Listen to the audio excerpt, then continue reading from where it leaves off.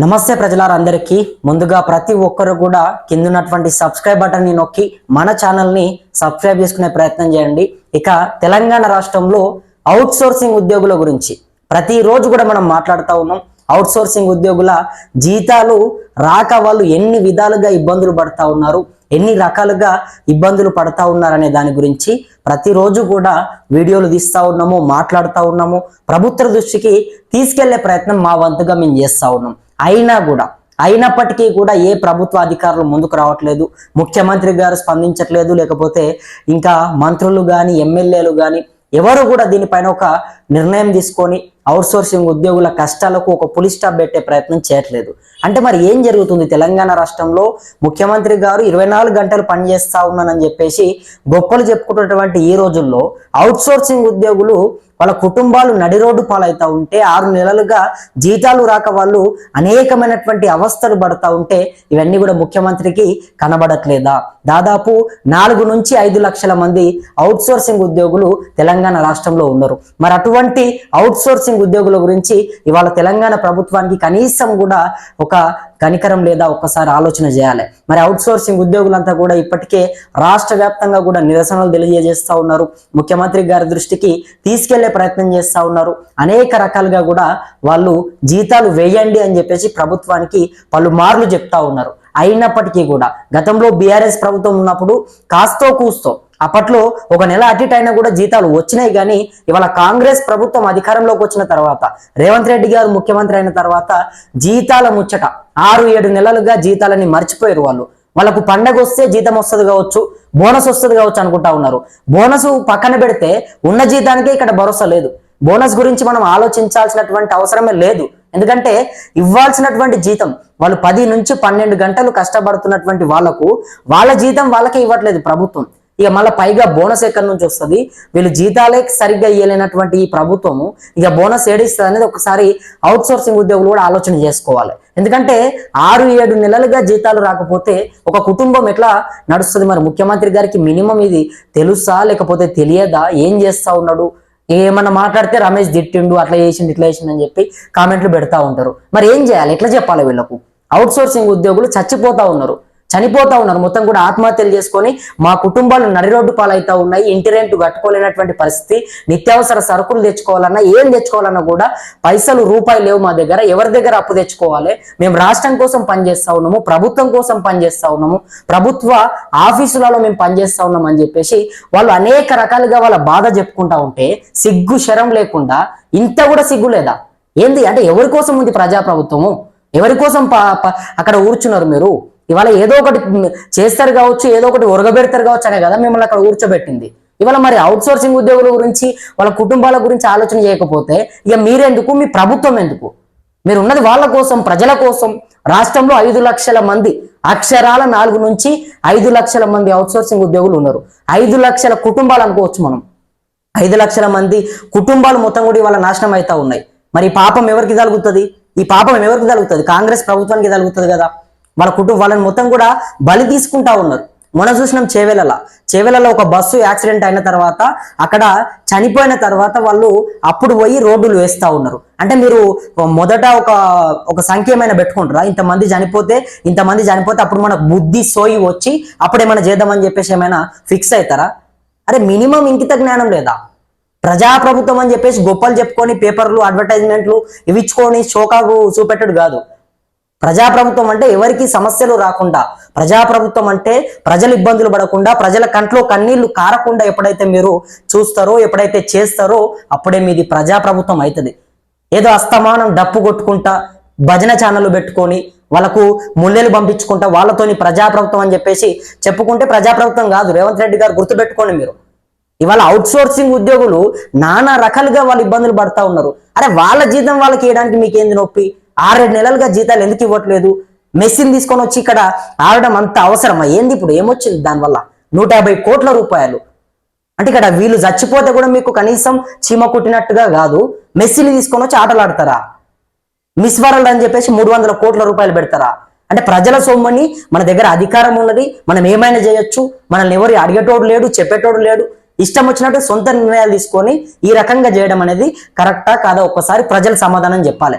ప్రజలు కామెంట్ చేయండి. ఈ వీడియో చూసినటువంటి మిత్రులందరూ కూడా ఇవాళ అవుట్ సోర్సింగ్ ఉద్యోగులు వాళ్ళు చచ్చిపోతా ఉన్నారు, రైతులు చనిపోతా ఉన్నారు, విద్యార్థులు ఫుడ్ పాయిజన్ అయిపోయి మొత్తం కూడా ఇవాళ ప్రజలందరికీ గవర్నమెంట్ హాస్పిటల్ అన్నా గవర్నమెంట్ పాఠశాలలన్నా కూడా భయపడాల్సినటువంటి పరిస్థితి. అసలు ఏంది నీ అమ్మ ఇంత దారుణమా? గవర్నమెంట్ ఆసుపత్రికి వెళ్ళాలంటే కూడా ఎవరు వెళ్ళట్లేదు. 10 రూపాయలు అప్పైనా సరే ప్రైవేటు దవాఖానకు పోయి చూపెట్టుకొని వస్తాం కానీ ఈ గవర్నమెంట్ ఆసుపత్రికి పోమని చెప్తా ఉన్నారు. గవర్నమెంట్ పాఠశాలలో మా పిల్లల్ని మేము జాయిన్ చేయము అని చెప్తా ఉన్నారు. ఎందుకు? మీ పైన నమ్మకం లేక. మీ పైన నమ్మకం అసలు లేదు ప్రజలకు. మీరు పైకి వచ్చి మళ్ళీ ప్రజాప్రభుత్వము ఎక్కడ లేనట్టుగా తీర్చిదిద్దుతాము, రాష్ట్రం మొత్తం కూడా అన్ని రాష్ట్రాల దగ్గర ఆదర్శంగా తెలంగాణ రాష్ట్రం పెడతాము. ఏం పెడతా ఉన్నారు? మన రాష్ట్రంలో ఉన్నారు కదా, మన కోసం పనిచేస్తా ఉన్నారు కదా. పొద్దుగాల లేచి నుంచి రాత్రి వరకు సుమారు ప్రతిరోజు అందరూ 8 గంటలు కష్టపడితే అవుట్ సోర్సింగ్ ఉద్యోగులు 10 గంటలు 12 గంటలు మన కోసం కష్టపడుతున్నారు కదా. ఆసుపత్రులు కానీ, పాఠశాలలు కానీ, కళాశాలలు కానీ, లేకపోతే ప్రభుత్వానికి సంబంధించినటువంటి ఏ ఆఫీసులు అయినా కూడా ఇవాళ నడుస్తూ ఉన్నాయి, ముందుకు పోతా ఉన్నాయి అంటే దానికి ప్రధాన కారణం అవుట్ సోర్సింగ్ ఉద్యోగులు. వాళ్ళు పొద్దుగాల లేచి తాళాలు పట్టుకొని పోయి తాళం ఓపెన్ చేయకపోతే ఏ సంస్థ నడవదు, ఏ ఆఫీస్ ఓపెన్ కాదు, ఏ ఆసుపత్రి ఓపెన్ కాదు. ఇది ప్రజలు గుర్తుపెట్టుకోవాలి. అరే మన కోసం కష్టపడుతున్నటువంటి వాళ్ళకు ఇవాళ వాళ్ళు చేయబట్టే, వాళ్ళు లేకపోతే వాళ్ళ రాష్ట్రం నడవదు. అంత కష్టపడతా ఉంటే వాళ్ళకి మీరు చెప్పింది ఏంది? వాళ్ళకి మీరు ఇచ్చినటువంటి హామీ ఏంది ఒకసారి గుర్తుపెట్టుకోండి. సమాన పనికి సమాన వేతనం ఇస్తామని చెప్పిర్రు, ఉద్యోగ భద్రత కల్పిస్తామని చెప్పిర్రు, జీతాలు పెంపు చేస్తామని చెప్పిర్రు, వాళ్ళందరినీ కూడా రెగ్యులరైజ్ చేస్తామని చెప్పిర్రు, గవర్నమెంట్ ఉద్యోగులుగా చేస్తామని చెప్పిర్రు. ఎన్ని మాయ మాటలు చెప్పిర్రు. మరి వాళ్ళ మిమ్మల్ని వాటినే కదా అడుగుతా ఉంది. మిమ్మల్ని ఇంకెక్కువ ఏం అడగట్లేదు. ఎక్కువగా మీ దగ్గర నుంచి, మీ ప్రజాప్రభుత్వం దగ్గర నుంచి వాళ్ళు ఎక్కువగా ఏమీ ఆశించట్లేదు. మీరు చెప్పినటువంటి మాట, మీరు ఏదైతే అప్పట్లో చెప్పారో ఆ మాటని నెరవేర్చండి అని చెప్తా ఉన్నారు. అంతకు మించి ఒక్క రూపాయి కూడా మీ దగ్గర నుంచి వాళ్ళు ఆశించట్లేదు. ఇవాళ వాళ్ళంతా కూడా చిట్టీలు కట్టుకోవాలంటే, లేకపోతే ఇంటికి రెంట్ కట్టుకోవాలంటే, పిల్లల స్కూల్ ఫీజులు కట్టాలంటే, కూరగాయలు తెచ్చుకోవాలంటే ఎక్కడి నుంచి వస్తాయి పైసలు? ఎవరిస్తారు పైసలు? 6-7 నెలలుగా మీరు జీతాలు ఇవ్వకపోతే వాళ్ళ కుటుంబం ఎట్లా ముందుకు పోతుంది? అరే గింత కూడా ఆలోచన చేయకపోతే ఎట్లా? మన కోసం కష్టపడుతున్నారు కదా, 10-12 గంటలు కష్టపడుతున్నారు కదా. సో మరి వాళ్లకు కనీసం జీతాలు వేయకపోతే ఎట్లా అండి? మీరు ఇచ్చినటువంటి మాట పక్కన పెడదాం. సరే మీ దగ్గర సమయం లేదు కావచ్చు, లేదంటే ఇంకేదో కావచ్చు, ముందు చేస్తారు కావచ్చు అని అనుకుంటాం. కానీ మీరు అసలుకే ఎసరు పెడితే ఎట్లా? వాళ్ళు కష్టపడినటువంటి దానికి జీతాలు వేయకపోతే ఎట్లా? ఎవరిని అడగాలి? వాళ్ళు అధికారులందరిని అడుగుతా ఉన్నారు, మీడియా వాళ్ళని అడుగుతా ఉన్నారు, అందరిని అడుగుతా ఉన్నారు. కానీ వాళ్ళకు మాత్రం ఎక్కడ సమాధానం దొరకట్లేదు. ఇక రేవంత్ రెడ్డి గారికి ఎన్ని రకాలుగా వీలైతే అన్ని రకాలుగా చెప్పే ప్రయత్నం చేస్తా ఉన్నాం. మరి ముఖ్యమంత్రి గారు మారుతారా? మీ ప్రభుత్వం కాస్త ఇప్పటికైనా కనికరించి వాళ్ళ జీతాలు వేయరా? ఒక్కసారి ఆలోచన చేసుకోండి. ఎందుకంటే రాష్ట్రం అంతా ఆగమవుతుంది. లక్షల కుటుంబాలు మొత్తం కూడా ఇవాళ నాశనం అవుతా ఉన్నాయి, రోడ్డు పాలవుతా ఉన్నాయి. కొంతమంది అయితే ఏం చేయాలో తెలియక ఎటు దోచక, ఎవరు అప్పు ఇవ్వక తెచ్చినటువంటి అప్పులకు మిత్తులు కట్టాలి, తర్వాత అప్పు కట్టాలి. మీరేమో 6-7 నెలలుగా జీతాలు వేయరు. ఎక్కడి నుంచి కడతారు? ఇప్పుడు నేను జీతం ఒకరి దగ్గర అప్పు తీసుకుంటా, ఈ నెల నాకు జీతము రాలేదు కాబట్టి ఒకరి దగ్గర అప్పు తీసుకుంటా, వచ్చే నెల ఇస్తారా అని చెప్పేసి వాడిని చెప్తా. వాడు వచ్చే నెల నన్ను అడుగుతాడు. మరి మీరు వచ్చే నెల కూడా నాకు జీతం ఇవ్వకపోతే తర్వాత నెల కూడా నాకు జీతం నేను ఏడికెళ్ళి కట్టాలి? అప్పులలో నా దగ్గరకు వస్తా ఉన్నారు. అప్పుల అంటే మీరు నేను చేసిన పనే కదా, నేను చేసిందే కదా మిమ్మల్ని అడుగుతున్నా, కష్టపడినందుకే కదా అడుగుతున్నా. పుణ్యానికి అయితే అడగట్లేదు కదా, పుణ్యానికి ఇవ్వండి అని చెప్పేసి అయితే అడగట్లేదు కదా. నా శ్రమ నేను 10-12 గంటలు కష్టపడుతున్నా కాబట్టి నా శ్రమకు నాకు డబ్బులు ఇవ్వండి, నా జీతం నాకు ఇవ్వండి అని చెప్పేసి ఇవాళ అవుట్ సోర్సింగ్ ఉద్యోగులంతా అడుగుతా ఉన్నారు. అందులో వాస్తవం ఉన్నది, న్యాయం ఉన్నది. మరి వాళ్ళకి జీతాలు ఎందుకు ఇవ్వట్లేదు ప్రభుత్వం? వృధా ఖర్చులు అయితే పెడతారు, కోట్ల రూపాయలు పెడతారు. కానీ వాళ్ళ అవుట్ సోర్సింగ్ ఉద్యోగులకు ఇవ్వడానికి మాత్రం మన దగ్గర చిల్లి గవ్వ ఉండదు. రాష్ట్రం అప్పులాల్లో ఉంటది, బడ్జెట్ ఉండదు. ఎక్కడైనా పోతే దొంగలను చూసినట్టు చూస్తారు అని చెప్పేసి మళ్ళీ పైకి చెప్తారు. ఏంది? మేము ఏం చేయాలి? వాళ్ళు మీ దగ్గర కాకపోతే, మీతో కాకపోతే మీరు బంద్ చేసుకోండి. ముఖ్యమంత్రి గారికి చెప్తా ఉన్నాం, మీతోని చేత కాకపోతే, మీ ప్రభుత్వం నడపడం మీతో కాకపోతే మీరు బోండి, ఢిల్లీకి పోయి మాతో అయితలేదని చెప్పి చెప్పే ప్రయత్నం చేయండి. ఎవరో ఒకరు పెడతారు. అరే మీరు చేస్తారు కావచ్చు అని చెప్పేసి మీ పైన మంచి ఒక బాధ్యత గల పదవిలో మిమ్మల్ని కూర్చోబెడితే లక్షల మంది యువకులను, మహిళలను అందరినీ కూడా ఇవాళ నట్టేట ముంచితే ఎట్లా? వాళ్ళకి జీతాలు ఇవ్వకపోతే ఎట్లా? వాళ్ళని ఇంత దారుణంగా ఇబ్బందులు పెడితే ఎట్లా? మీరు జీతాలు 6-7 నెలలుగా రాకపోతే ఆ కుటుంబం ఎట్లా ముందుకు పోతుంది? ఒకసారి నేను మళ్ళీ చెప్తా ఉన్నా, రేవంత్ రెడ్డి గారు మీరు ఆలోచన చేసుకోండి. చాలా దారుణమైనటువంటి పరిస్థితి. ప్రతి గ్రామంలో కూడా అవుట్ సోర్సింగ్ ఉద్యోగులు ఉన్నారు. వాళ్ళు లేనిది ఇవాళ రాష్ట్రం నడవట్లేదు. తెలంగాణ రాష్ట్రం అంతటా కూడా ప్రతి నలుమూల గ్రామంలో అవుట్ సోర్సింగ్ ఉద్యోగులు పొద్దుగాల లేసి కష్టం చేయబట్టే, వాళ్ళు తాళాలు తీసి ఆఫీసులు ఓపెన్ చేయబట్టే ఇవాళ రాష్ట్రం నడుస్తూ ఉంది. ఇది గుర్తుపెట్టుకోండి రేవంత్ రెడ్డి గారు దయచేసి. కాంగ్రెస్ ప్రభుత్వం ఇవాళ వాళ్ళకు జీతాలు ఇవ్వకుండా ఇబ్బందులు పెడతా ఉంది. అనేక మంది అవుట్సోర్సింగ్ ఉద్యోగులు, దయచేసి ఈ వీడియో చూసినటువంటి మిత్రులందరూ కూడా కింద కామెంట్ చేయండి. మీరు ఏ శాఖలో పనిచేస్తా ఉన్నారు, ఎన్ని నెలలుగా జీతాలు రావట్లేదు, ఏ ప్రభుత్వం బాగుంది, బీఆర్ఎస్ బాగుందా, కాంగ్రెస్ బాగుందా పెట్టండి. అదే విధంగా మీకు ఎన్ని నెలలుగా జీతాలు ఇవ్వట్లేదు అది కూడా రాసే ప్రయత్నం చేయండి. మీ శాఖ కూడా ఏందో ఒకసారి కింద రాసి కామెంట్ చేసే ప్రయత్నం చేయండి. ఎందుకంటే రాష్ట్ర వ్యాప్తంగా కూడా ఇంతమంది మొరబెట్టుకో ఉంటే, ఇంతమంది చనిపోతా ఉంటే మనకు పట్టింపు లేనట్టుగా ఉందమ్మా. వాళ్ళు ఎక్కడి నుంచో వచ్చిన వాళ్ళు కాదు, ఎవరో వాళ్ళు ఉగ్రవాదులు కాదు, లేకపోతే దేశ ద్రోహులు కూడా కాదు. మన కోసం కష్టపడతా ఉన్నారు.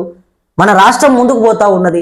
పొద్దుగాల లేసి నుంచి మన రాష్ట్రం నడుస్తూ ఉంది అంటే ప్రతి దవాఖానాలు ఓపెన్ అవుతా ఉన్నాయి, ప్రతి పాఠశాలలు ఓపెన్ అవుతా ఉన్నాయి, ప్రతి రైతు వేదికలు ఓపెన్, ఏది ఓపెన్ అవుతుందన్నా కూడా దానికి ప్రధాన కారణం అవుట్సోర్సింగ్ ఉద్యోగులే. వాళ్ళు తినక ఏదో ఒకటి చేసి వాళ్ళు పొద్దున ఓపెన్ చేస్తారు. ఇక ఏజెన్సీ సిస్టమ్ ఒకటి పెట్టారు మళ్ళా, దరిద్రమైనటువంటిది అది. అసలు వాడు ఎవరో తెలియదు, ఏజెన్సీ ఇవ్వందో అర్థం కాదు. వాడికి పోయి ఇచ్చేదేంది మీరు? ఏజెన్సీ వాడిని మొత్తం కూడా బొందబెట్టండి. ఏజెన్సీ సిస్టమ్ వద్దు. ఉద్యోగులందరికీ నేరుగా వాళ్ళ ఖాతాలో డబ్బులు జమ చేసే ప్రయత్నం చేయండి. ఏజెన్సీ సిస్టమ్ వల్ల అవుట్సోర్సింగ్ ఉద్యోగులంతా కూడా ఇబ్బందుల పాలవుతా ఉన్నారు, నష్టపోతా ఉన్నారు. ముఖ్యమంత్రి గారు దయచేసి దీన్ని ఆలోచన చేయండి. ఏజెన్సీ సిస్టమ్ పూర్తి స్థాయిలో కూడా బంద్ చేయండి. ఎందుకంటే మీరు 25,000 రూపాయలు ఒక ఉద్యోగికి మీరు కట్టిస్తూ ఉంటే ఆ ఏజెన్సీ వాడు ఇచ్చేది 10,000, 15,000 రూపాయలు. అవుట్సోర్సింగ్ ఉద్యోగి చేతికి వచ్చేది 10,000, 15,000 రూపాయలు. వాడేమన్నా కష్టపడతా ఉన్నాడా? ఒకటి చెమట సుక్క గారుస్తున్నాడా? ఒక నిమిషం కష్టపడుతున్నాడా? ఏం చేస్తున్నాడు? అసలు ఎవరిది ఏజెన్సీ? ఎవరు ఏజెన్సీ వల్ల నష్టపోతా ఉన్నారు అవుట్సోర్సింగ్ ఉద్యోగులు. అది బంద్ చేసేయండి. జీతాలు పెంపు చేయండి. ఉద్యోగులకు సమాన పనికి సమాన వేతనం కల్పించండి. ఉద్యోగ భద్రత కల్పించండి.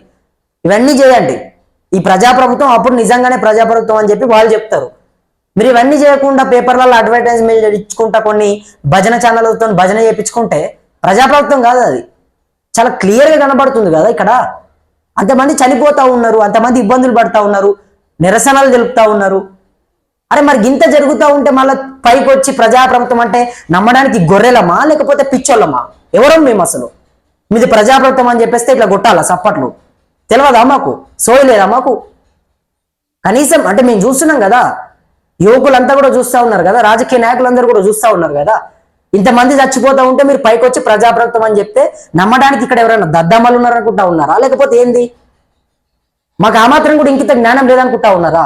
ఏది చెప్తే నమ్ముతాం అనుకుంటా ఉన్నారా? సప్పట్లు కొడతాం అనుకుంటా ఉన్నారా? దయచేసి ఆలోచన చేసుకోండి. ఇప్పటికైనా అవుట్సోర్సింగ్ ఉద్యోగుల జీతాలు వేయాలి. రేవంత్ సర్కార్కి మేము చెప్తా ఉన్నాం, హెచ్చరిస్తా ఉన్నాం. అరే ఎన్ని రోజులుగా చెప్పాలి, ఎన్ని రకాలుగా చెప్పాలి? వాళ్ళ జీతాలు వేయండి అని చెప్పేసి చెప్తా ఉంటే కనీసం మీకు పట్టింపు లేదా? ఏందో మరి నాకైతే అర్థం కావట్లేదు. అవుట్సోర్సింగ్ ఉద్యోగుల నుంచి మాత్రం అనేకమైనటువంటి ఫోన్ కాల్స్ వస్తూ ఉన్నాయి, మెసేజ్లు పెడతా ఉన్నారు. దయచేసి మాట్లాడండి అని చెప్పేసి చెప్తా ఉన్నారు. ప్రతి ఒక్కరు కూడా ఈ వీడియో షేర్ చేసే ప్రయత్నం చేయండి. అందరు కూడా లైక్ చేసే ప్రయత్నం చేయండి. కింద కమెంట్ కూడా పెట్టే ప్రయత్నం చేయండి. మరి మీ గ్రామంలో కానీ, మీ గల్లీలో కానీ, మీ బస్తీలో కానీ ఎక్కడ ఎటువంటి అన్యాయం ఎదురైనా కూడా, ఎటువంటి ఇబ్బందులు తలెత్తినా కూడా కింద ఉన్నటువంటి వాట్సాప్ నంబర్కి ఒక వీడియో తీసి 2 లైన్లు టెక్స్ట్ రాసి నాకు పెట్టే ప్రయత్నం చేయండి. తప్పకుండా మీ అందరి తరపున ఈ కొత్తూరు రమేష్ రాష్ట్ర ప్రభుత్వాన్ని ప్రశ్నించే ప్రయత్నం చేస్తాడు. మీకు ఎటువంటి అన్యాయం జరిగినా కూడా మనం ఖచ్చితంగా మాట్లాడే ప్రయత్నం చేద్దాం. మీ అందరి గొంతాయి ప్రభుత్వాన్ని ప్రశ్నించడానికి ఇక్కడ నేను సిద్ధంగా ఉంటాను. మరి ముందు ఏం జరుగుతుంది, ఎటువంటి పరిణామాలు చోటు చేసుకోబోతా ఉన్నాయైతే చూసే ప్రయత్నం చేద్దాం. అంతవరకు అందరు కూడా వేచి ఉండండి. అదే విధంగా కింద ఉన్నటువంటి సబ్స్క్రైబ్ బటన్ నొక్కి మన ఛానల్ని సబ్స్క్రైబ్ చేసుకుంటారని చెప్పి నా మనస్ఫూర్తిగా వేడుకుంటూ నేను మీ కొత్తూరు రమేష్. ధన్యవాదాలు మిత్రులారా.